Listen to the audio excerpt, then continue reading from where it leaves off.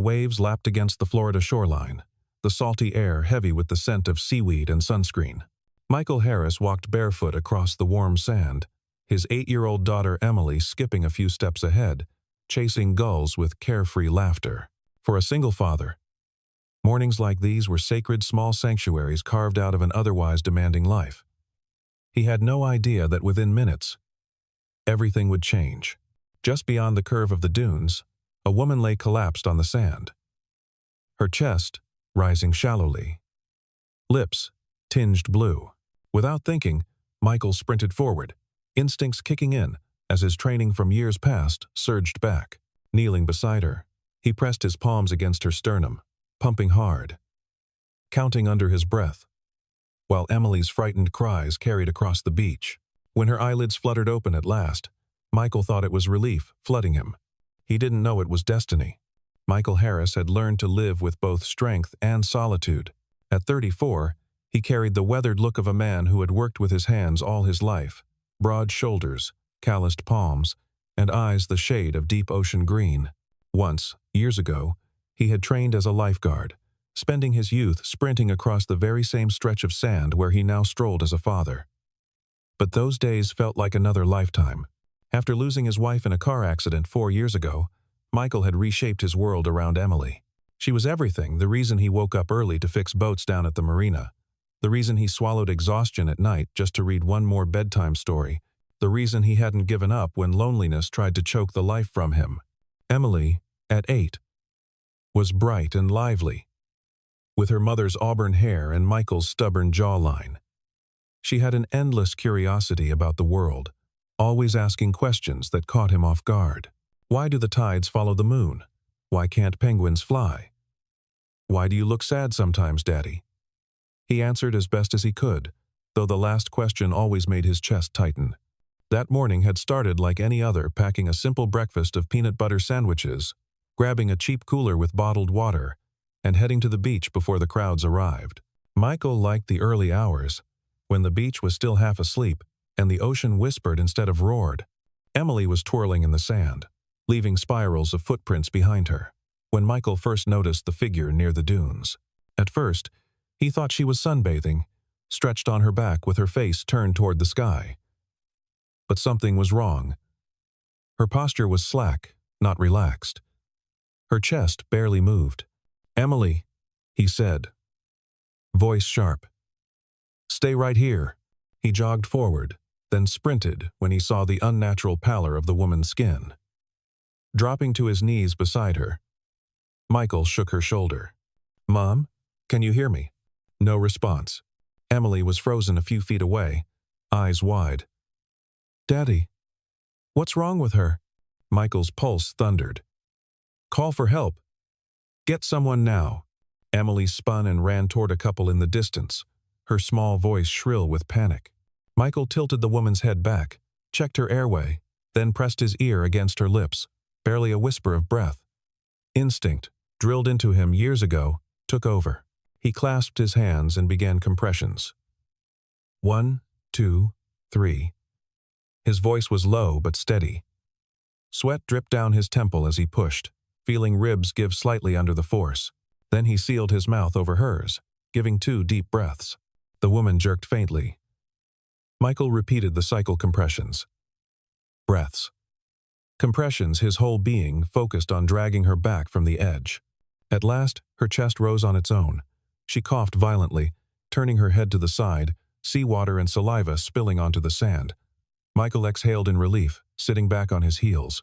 Her eyes blinked open, clear blue, like the sky after a storm. For a second, their gazes locked, and Michael felt something unexplainable shiver through him.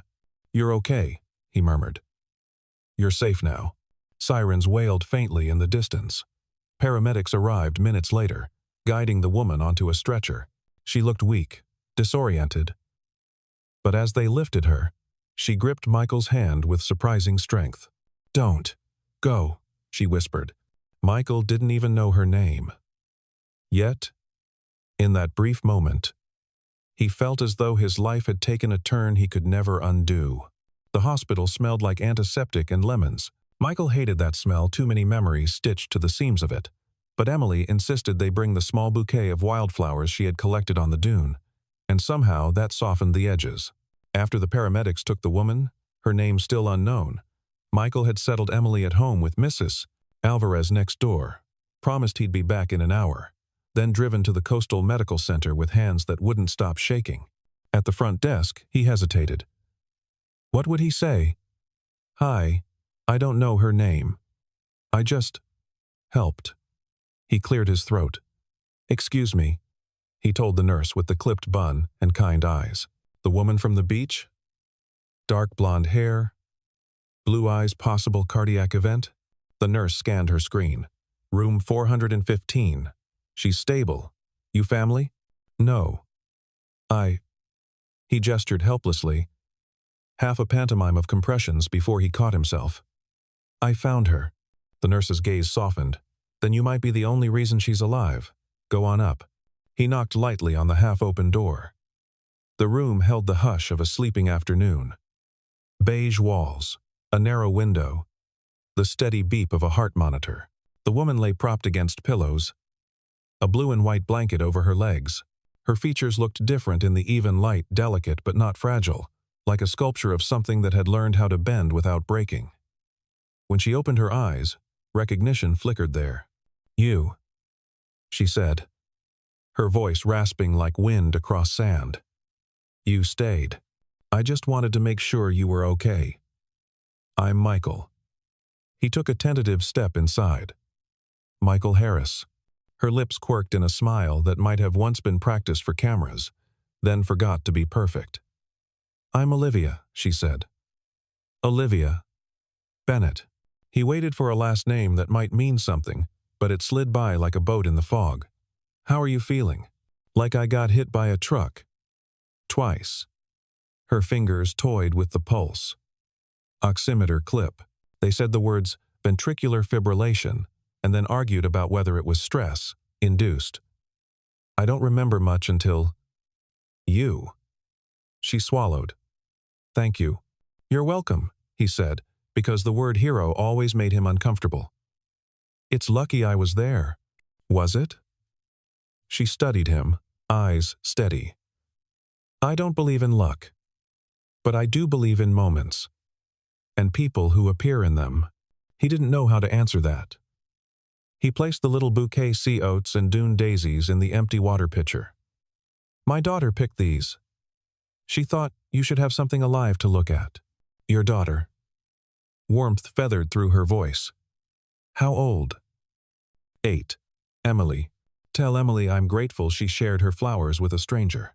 She will want to deliver the message herself, he said, and they both smiled. A cardiologist arrived, brisk, competent, armed with a tablet and a string of cautions about rest, hydration, follow-up tests. Michael excused himself, but as he turned to go, Olivia's fingers closed around his wrist. It was a light grip, a request, not a command. Will you come back? She asked. He hadn't expected that.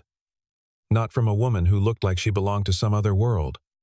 Yet something in the clarity of her voice left no room for pretense. Yeah, he said. I will. He came back the next day. With Emily. Olivia sat by the window, the blanket folded neatly, a paperback open in her lap. She looked less haunted, more present. Emily hung back with the solemnity of a child practicing her braveness, then marched forward and presented a card she had colored with thick, determined lines. It's a mermaid, Emily explained. Because the sea saved you. And my dad. He used to be a lifeguard. But now he fixes boats. He's good at fixing things. Olivia pressed a hand to her heart. It's wonderful, she said.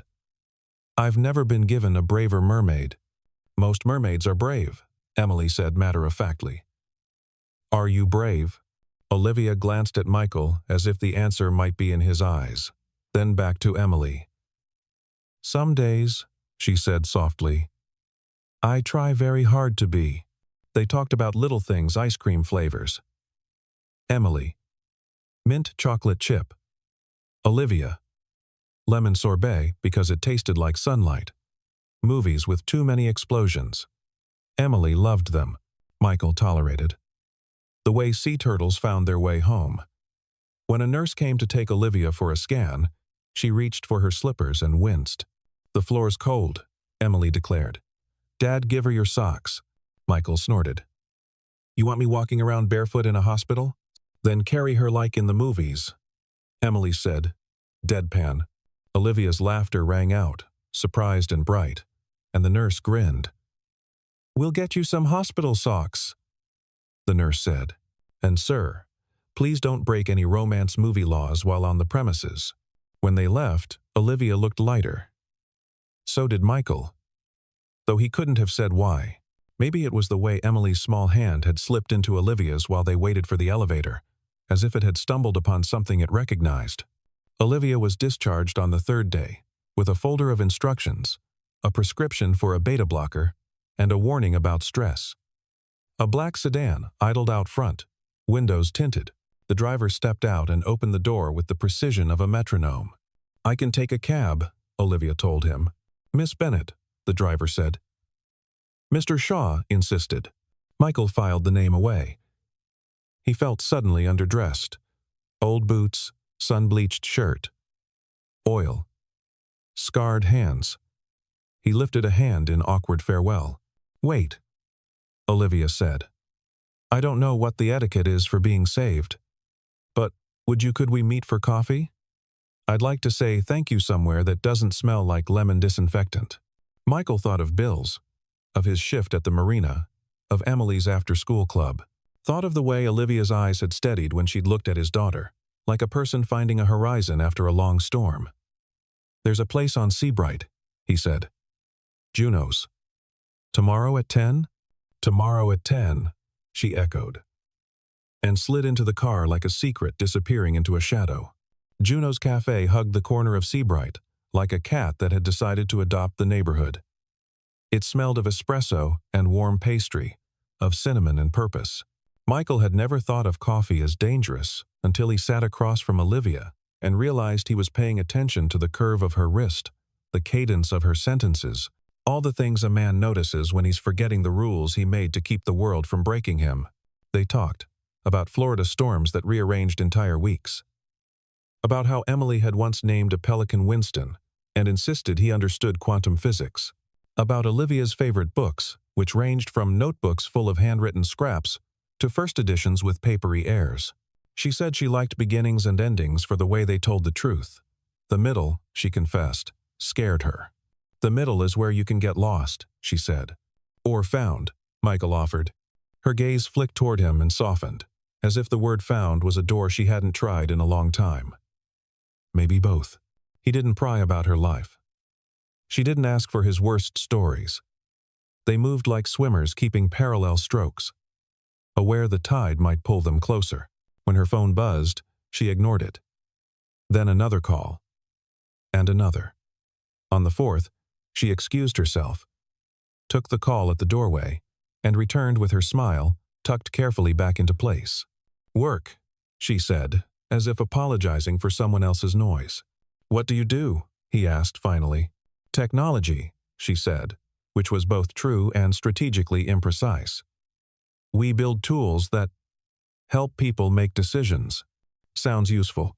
Useful can be dangerous. She turned the cup between her palms. If you give a person perfect information, you might take away their right to hope. He let the sentence hang between them, impressed despite himself. He remembered then what the nurse had said. You might be the only reason she's alive. And wondered what else Olivia kept alive by sheer force of will. When the check came, Olivia reached for it. Michael was faster. "Please," she said, "at least let me—" "I know a thing or two about pride," he said gently. "You can get the next one." "The next one," she repeated. "I'd like that." Outside, sunlight glanced off chrome and glass. A young couple skated by, laughter trailing like ribbons. Olivia looked strangely uncertain. Would you mind if we walked?" "Just a little." They took the long way to the boardwalk. The ocean breathed in a slow, patient rhythm, as if humoring the smallness of human hearts. Michael told her about his boat repair business, a grand term for 3 good repeat customers and a lot of hustle. About how he had left the lifeguard station because grief demanded all his energy and something had to give. About the nights he still reached for a wife who was no longer there and woke with words in his mouth that had nowhere to go. "I'm sorry," Olivia said. Not with pity, but with recognition. Loss makes a person into a house. Some rooms you lock. Some rooms you never stop cleaning. He glanced at her. "And you? What rooms do you keep locked?" She smiled without showing her teeth. "Today. The ones with board meetings." They stopped at the railing and watched Emily's favorite pelican, maybe Winston, maybe his cousin, fold and unfold his wings. Olivia's phone buzzed again. She silenced it, but not before Michael glimpsed a name. "Shaw. Is that your boss?" he asked. "Mr. Shaw?" "Something like that," she said lightly. "He's very good at reminding me the world will not stop spinning if I'm not there to press a finger to it. He prefers I remember the finger is mine." Michael chuckled. "Sounds exhausting." "It pays well," she replied, amused. "Or so I'm told." It was a breadcrumb, the first he recognized as such. He let it be. When they parted, Olivia touched his forearm, the kind of touch that says thank you and don't vanish. He promised he wouldn't. He didn't know yet what promise he had made. Days slid into a rhythm almost without permission. Olivia appeared at the marina with iced teas and a patience for grease under her nails. She asked questions about propeller shafts and fuel lines with the curiosity of someone used to being the least surprised person in any room. Michael found himself telling her about the way engines had personalities, how some coughed at the lightest miscalculation, and others sang if you listened correctly. She listened like a disciple, or like a queen who had decided the only power worth having was attention. Sometimes Emily joined, legs dangling off the dock, chattering about her school's science fair, where she planned to build a wave machine out of a baking tray.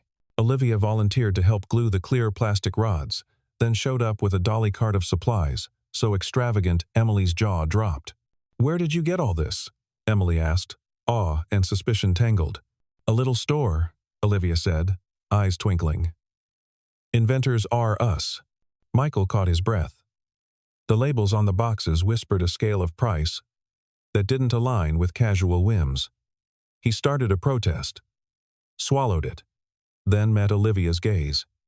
She lifted a hand. "May I?" And he let the moment pass, because Emily was already dancing. Other breadcrumbs appeared. A watch Michael couldn't name but knew was expensive, worn without ostentation. A driver who idled discreetly at the curb as if camouflaged by patience alone. A conversation in low tones in which Olivia said the words round, valuation, and privacy, and then apologized for bringing the storm to the dock. Michael didn't ask, and Olivia didn't tell, and for a while the quiet between truth and secrecy felt like a hammock they could both rest in. It ended not the quiet, but the idea that it could remain unruffled on a Wednesday evening when Michael brought home a second-hand television someone had left at the marina. The old one had developed a vertical green line through everyone's face. Emily cheered at the prospect of cartoons without Martian complexions. While she bent over her homework at the kitchen table, Michael plugged in the set, did battle with a stubborn coax cable, and flicked to the local news. The anchor's voice poured into the room like corporate coffee. Strong, bitter, efficient. "In business tonight," she said. "Bennett Tech confirms an unexpected delay in its much-anticipated decision. Intelligence rollout after founder and CEO Olivia Bennett was briefly hospitalized this week. Sources say the incident occurred during a private trip to a Florida beach town. The company, valued last year at $38 billion, did not comment on the cause, but Bennett appeared this afternoon outside the hospital, assuring investors she was feeling strong and excited for what's next. The camera cut to a clip filmed on a phone. Olivia in a charcoal dress, hair smoothed into cooperation, speaking with that even measure of someone used to handing the world a version of herself that would be believed. Michael stared. The room tilted. Emily looked up. "Dad?" He tried to turn the TV off and missed the button. The segment rolled on stock charts, analysts flinging opinions like confetti, a shot of a San Francisco glass tower with the name Bennett wrapped around it like a banner. The voiceover said, Billionaire. As if the syllables were confetti too. Is that? Emily began. Yes, Michael said, his voice hoarse. I think so. The revelation itself wasn't the shock he had suspected something beyond ordinary wealth. It was the gulf that opened under his feet. A canyon carved by words like founder and billionaire, by images of private jets and polished rooms where even the flowers were expensive. He imagined his boatyard hands on her silk, his bills on her marble countertop. He imagined Emily's bright face turned into a photo on a gossip site. The word single dad used like a novelty. He called Olivia. It went to voicemail. He didn't leave a message. He shut the TV off, kissed Emily's hair, told her he had to step out for a minute, and drove. Olivia's rental house sat 3 streets back from the water, folded behind palms that rustled like script. Light pooled in the windows. He knocked. The door opened on the 3rd attempt. Just as he had decided to turn away. Michael, she said, and then everything happened at once. The relief in her eyes, the immediate understanding of why he was there, the way she straightened like someone bracing for impact. Why didn't you tell me? He asked. Not accusing. Not gentle. Just a man putting a question between them, like a plank over a chasm. Because I wanted, she said, for once in my life, to be a person first, not a headline. You think I care about headlines? His laugh came out like a rasp. I care that you decided what I could know. About you. About the world I was walking into. Her jaw tightened. You think I decide everything. People always assume that about me. That if they don't know the script, it means I wrote it that way. You did write it, he said. Or at least this part. Her hand flinched, a tiny thing. I was going to tell you. After the hospital. After I could breathe without tasting fear. But then Emily laughed, and you described the personality of a diesel engine like it was a friend. And for a few days, I got to live in a version of the world where I wasn't currency.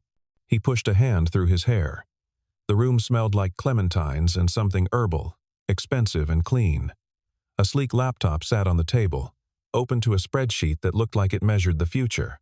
Is Shaw your, what, handler? She almost smiled. Chief of staff. He thinks I need one. He's not wrong. And he thinks I'm what? A liability? She didn't answer. The silence was answer enough. Right, Michael said. He looked at her, then really looked. At the way her strength coexisted with fragility, like 2 notes played at once. At the pulse, beating fast at the hollow of her throat. At the apology in her eyes that didn't ask for absolution. Emily likes you, he said quietly. I like Emily, Olivia said. And her voice shook on like, and I like you. Not your story. You. He wanted to believe her. He did believe her. But belief did not erase the difference between a man who counted boat repair invoices and a woman who counted zeros. He could not even say out loud without swallowing. What happens when the press finds me? He asked. When they find Emily? I can protect you. She said, reflexive, automatic. The answer of someone used to bending reality. Then she winced. That's not what you need to hear. No, he said. It isn't. They stood in the charged quiet of people deciding whether to step closer or step back. Olivia reached out and then let her hand fall. If you walk away, she said, I will not chase you. I have spent a decade chasing things that ran faster the moment I did. But if you stay, I will tell you everything. I will let you into rooms I have kept locked even from myself. His throat burned. He pictured Emily, and how she had pressed a mermaid drawing into Olivia's hands like a spell. He pictured the ocean, insisting on its own rhythm. He pictured his wife's photograph on the mantel, and felt the animal pang of guilt that still surprised him when joy approached. I need time, he said finally. Olivia nodded, relief and sorrow folding together. Take it. He did.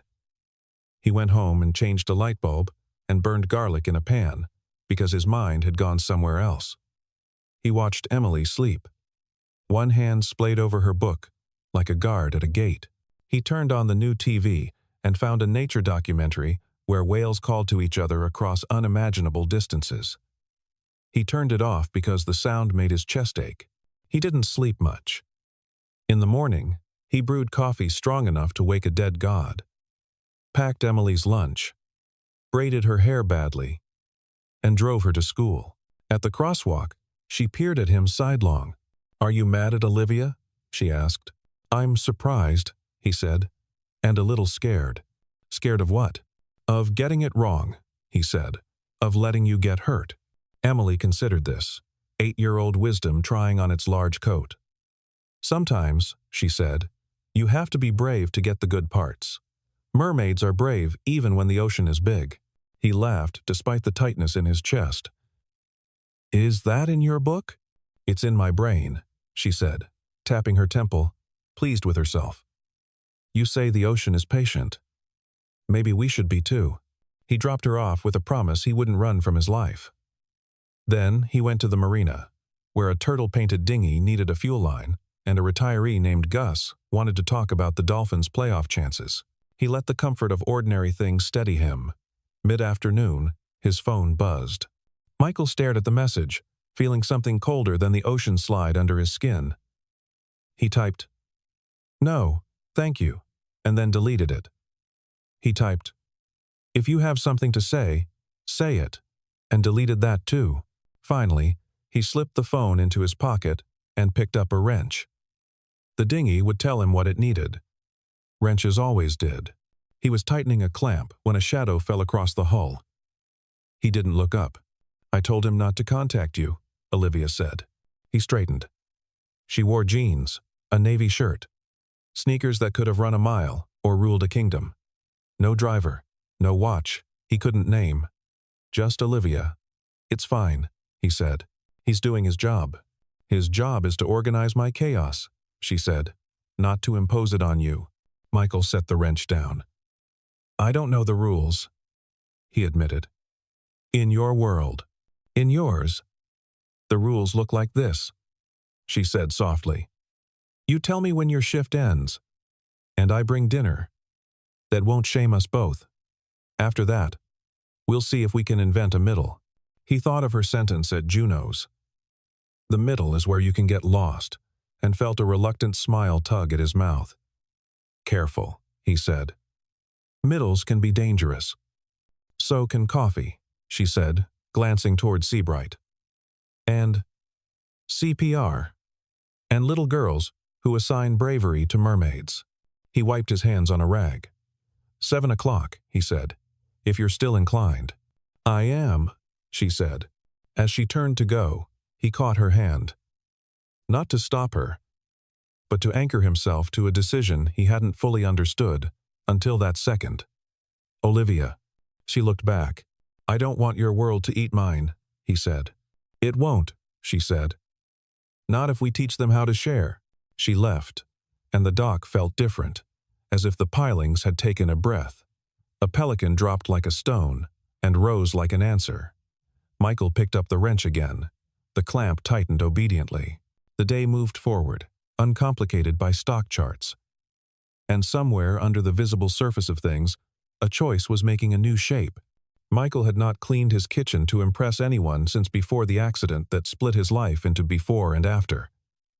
But at 6:45, he stood over a pot of tomato sauce like a man staking a claim. He'd sliced garlic thin enough to satisfy a Roman legion and let olive oil bloom with onion until the house smelled like warmth. The table wore a red-checked cloth rescued from a box of old picnic things. Emily had set out mismatched plates with the solemn pride of an 8-year-old entrusted with diplomacy. "Do billionaires eat spaghetti?" she asked, chin lifted as she aligned forks like runway lights. "Everyone eats spaghetti," Michael said. "It's a law. What if she's allergic to tomatoes? Then we have buttered noodles. And if she's allergic to buttered noodles, we have emergency cereal." Emily nodded, reassured by contingency plans. "Do I have to talk fancy?" "Talk like you," he said. "It's the fanciest their island." At 7 sharp, Olivia knocked. She wore a cardigan the color of the sky just before it decides whether to rain. Hair gathered at the nape, like an apology to the wind. She carried a white bakery box and a paper bag that looked humble until her fingers set it down with care that suggested it was less humble than it pretended to be. "Hi," she said, and then to Emily, "Ambassador, is tonight a summit?" Emily considered. "It's spaghetti night, but with guests." Olivia placed the bakery box on the counter. "A cake. For afterward. Lemon," she told Emily. "Because it tastes like sunlight." Emily grinned. "You remembered." "I remember important things," Olivia said. And the way she said important made it clear the category had shifted to include small girls and red-checked tablecloths. They ate. Michael had never been more aware of the choreography of forks and conversation. Olivia complimented the sauce with precise, unfussy appreciation. Emily demonstrated the technique of turning spaghetti onto a spoon, then abandoned it to slurp because gravity demanded to be entertained. Michael watched the tension loosen in Olivia's shoulders with each ordinary minute, like a woman climbing out of a tight dress made of expectation. "Do you like being a tech person?" Emily asked. "It's complicated," Olivia said. "I like building tools that help people make choices. I don't always like how loud the world gets while we're building. Dad says the world is loud because it's nervous." Michael blinked. "Do I? You said it when the fireworks got too close last 4th of July. You said, the world gets loud when it's nervous. Let's step back and listen to the quiet parts." Emily shrugged, as if the recollection were merely another seashell in her pocket. Olivia looked at Michael with something like wonder. "That's a good rule. I was bribing a frightened kid with snow cones," he said, embarrassed. "You were engineering a better algorithm," Olivia countered, and laughed at his expression. "Sorry. That's how my brain translates kindness." After the cake Emily approved, lemon sugar dusting her lip like a small sunrise, they migrated to the living room. A framed photo of Lucy, Michael's late wife, sat on the mantel. Hair wild in sea wind, eyes bright. Olivia noticed the picture, and, instead of looking away the way polite people sometimes do, she stepped closer, as if approaching a person she wished to be introduced to. "She was beautiful," Olivia said softly. "She was fierce," Michael answered, matching the softness. "And funny in a way that got me into trouble in church. What would she think of me?" He didn't expect the question. He studied Olivia's profile, the steadiness of it. She would check to see if you were a good driver, and if you laughed at her worst jokes, she would ask what your favorite song is when you're angry. She would look for the part of you that's not negotiable. And if you hurt me or Emily, she would haunt your espresso machine so every cup burned. Olivia laughed, then looked at Lucy again, solemn. "I like her." "Me too," Michael said. And the moment's honesty stood up between them like a companion, instead of a ghost. They put Emily to bed with a helium-light bedtime story about a pelican who solved mysteries. When the small house was quiet, Michael poured tea because coffee felt like a dare. They sat at the kitchen table again, but closer. The scuffed wood had a way of inviting confessions. "I was wrong not to tell you," Olivia said, staring into her cup.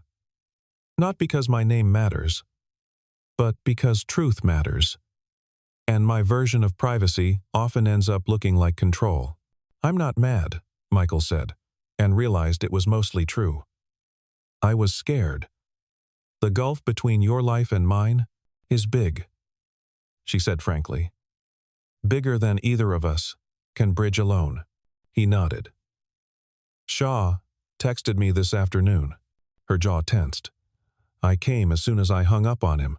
He thinks he's protecting me by anticipating risk. He forgets that people aren't just risk, they're reward. He forgets that if you sand every edge off a life, you can't build anything that stands. And he thinks I'm a splinter," Michael said, half smiling. "He thinks you're a person I can't control. Which is the only kind of person worth loving, frankly." The word loving dropped between them with delicate catastrophe. Olivia caught it, eyes widening slightly as if she could rewind air. "I didn't mean—" "It's okay," he said, voice rough. "It's just a word. Until it isn't." They sat with that for a while, listening to the house breathe. When Olivia stood to go, Michael walked her to the door.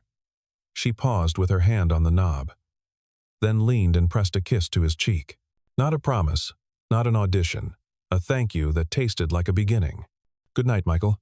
"Good night, Olivia." When the door closed, he touched the place her lips had been, and felt, startlingly, not like a man falling, but a man learning how to stand somewhere new. The first sign wasn't a knock at all, it was a flash. Michael was rinsing salt from his arms after a long morning at the marina when he noticed the glint of a camera lens across the street. At first, he thought it was just a tourist with too much gear. Then came another, and another, like gulls who'd sniffed out bread. By noon, there were half a dozen. They called questions he pretended not to hear. "Are you the man who saved Olivia Bennett? Is this just a fling? What does your daughter think of dating a billionaire?" Michael clenched his jaw, shielding Emily with his body as they hurried from car to house. He could handle insults aimed at him, but dragging his little girl into the storm, that was unforgivable. That night, Olivia came by with Chinese takeout. She wore a hoodie and dark glasses, a disguise that fooled no one. The moment she stepped inside, Michael saw the exhaustion carved into her face, like someone who had spent years being public property but had hoped just for a week to be free. "They won't leave us alone," he said. Emily asked if she has to stop going to the beach. Olivia set the takeout on the counter. "I'll make this stop. I'll talk to them. I'll tell them the truth." Michael shook his head. The truth isn't enough for people like that. They don't want truth. They want spectacle. Silence thickened between them. The only sound was the clink of chopsticks as Emily dug into noodles, blissfully unaware of the weight in the room. Finally, Olivia spoke, voice low. "I'm tired of living for everyone else's story. I built an empire by giving the world answers before it could ask the questions. But with you..." She looked at Michael, eyes raw. "I don't want to control the narrative. I just want to live it." Michael's throat tightened. "Then tell me what you need." "I need you to stay," she whispered. The next day, Thomas Shaw appeared at the marina. His tailored suit looked ridiculous against the smell of motor oil and salt. He carried himself like a man who thought the world could be bent into shape with bullet points and contracts. "You're a decent man, Mr. Harris," Shaw began, his voice smooth. "So I'll be decent in return. Stay away from Olivia for a while. The press will get bored. Your daughter will be safe. Everyone wins." Michael leaned against the doorframe, grease on his shirt. Eyes steady. "Everyone but Olivia. She'll survive," Shaw said coldly. "She always does. But she cannot afford distractions right now."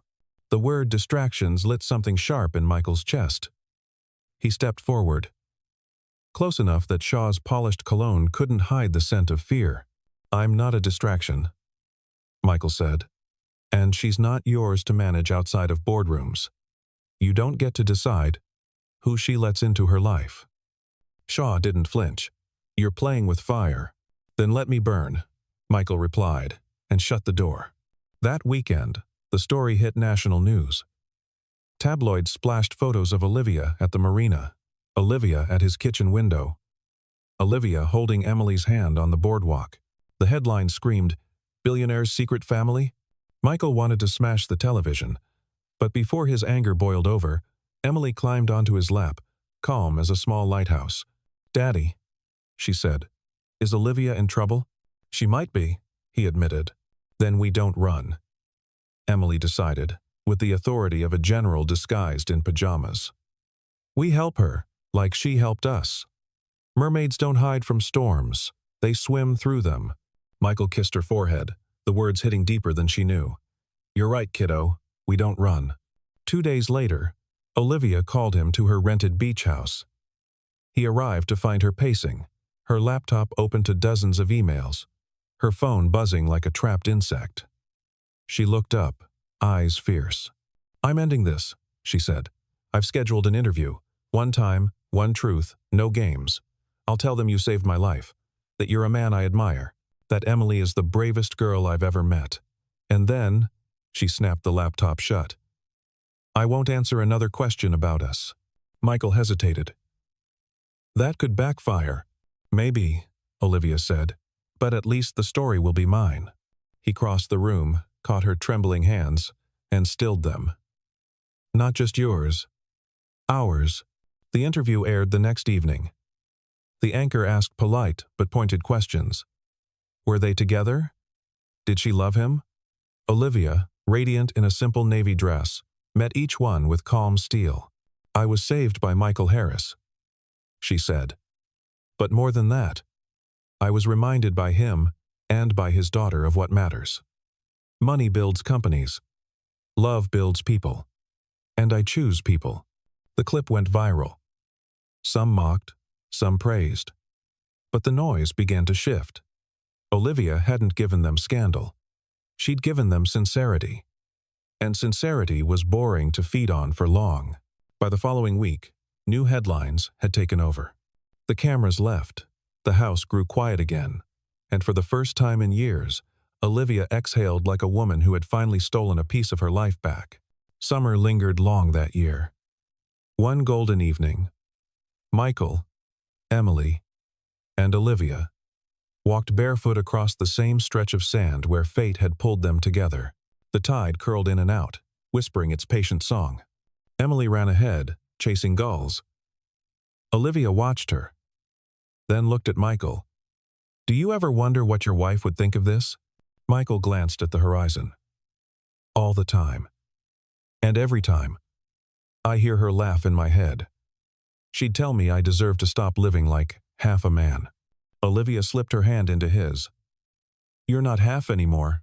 He turned, met her eyes, the same storm blue that had been full of fear that day on the beach, now lit with something steadier. No, he said, not anymore. Emily came running back, breathless. Daddy, Olivia. The ocean says it wants us all together. Michael chuckled. Does it now? Yes. Emily grabbed their hands, linking them, tugging hard. See? We're a family. Even the waves know.